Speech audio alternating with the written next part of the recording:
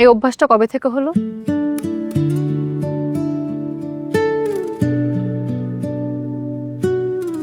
অভ্যাস না, মাঝে মধ্যে একা থাকলে এক দুটা।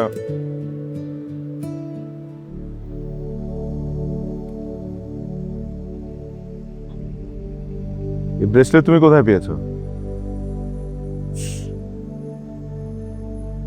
তুমি যেখানে ফেলে দিয়েছিলে সেখানেই পেয়েছি। আমার অনেক পছন্দের। আই এম সরি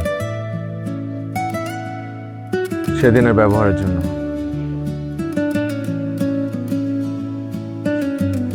আমিও সরি।